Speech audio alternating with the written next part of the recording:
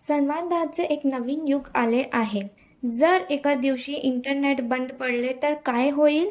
WhatsApp नाही, Telegram नाही, signal नाही. तुम्ही संवाद कसा साधाल? आज आपण बिटचॅटबद्दल बोलणार आहोत. ट्विटरचे संस्थापक जॅक डॉर्सी यांनी तयार केलेली एक नवीन मेसेजिंग संकल्पना. बिटचॅट म्हणजे काय? बिटचॅट हे एक विकेंद्रित मेसेजिंग ॲप आहे जे इंटरनेट, वायफाय किंवा मोबाईल डेटाशिवाय काम करण्यासाठी डिझाईन केलेले आहे. सर्व्हर अवलंबून राहण्याऐवजी बिटचॅटमुळे फोन एकमेकांशी थेट संवाद साधू शकतात. केवळ याच कारणामुळे ते आपण आज वापरत असलेल्या मेसेजिंग ॲप्सपेक्षा खूप वेगळे ठरते. बिटचॅट कसे काम करते? बिटचॅट ब्लूटूथ मॅश टेक्नॉलॉजी नावाच्या तंत्रज्ञानाचा वापर करते. हे सोपे भाषेत कसे काम करते ते येथे दिले आहे.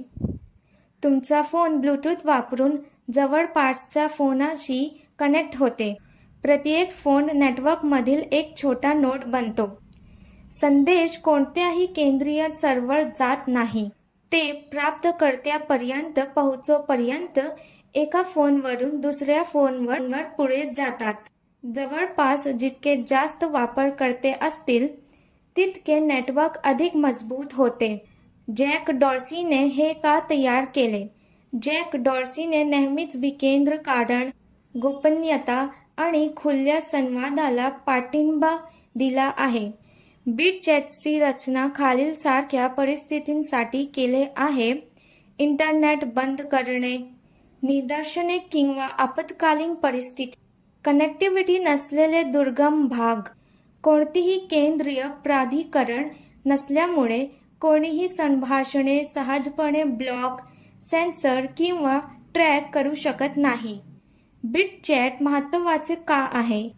बहुतेक मेसेजिंग ॲप्स यावर अवलंबून असतात. सर्व्हर, इंटरनेट प्रदाते, सरकार किंवा कंपन्या. बिटचॅट हे सर्व काढून टाकते. येथे सर्व्हरवर कोणताही डेटा साठवला जात नाही. कोणत्याही फोन नंबरची आवश्यकता नाही. अपयशाचा कोणताही एकच संभाव्य बिंदू नाही. यामुळे वापरकर्त्यांना अधिक नियंत्रण, अधिक गोपनीयता आणि अधिक स्वातंत्र्य मिळते. मर्यादा आणि वास्तव. अर्थातच बिटचॅट परिपूर्ण नाही.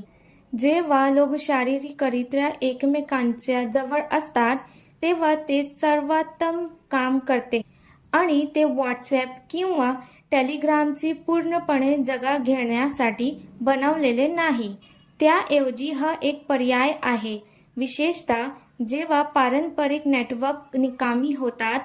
बिटचॅट आपल्याला असे भविष्य दाखवते जिथे संवाद इंटरनेटवर अवलंबून राहणार नाही.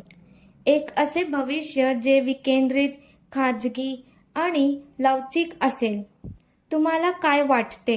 बिटचॅट हे मेसेजिंगचं भविष्य आहे का? लाईक करा, सबस्क्राईब करा आणि तुमच्या प्रतिक्रिया खाली कमेंटमध्ये कळवा.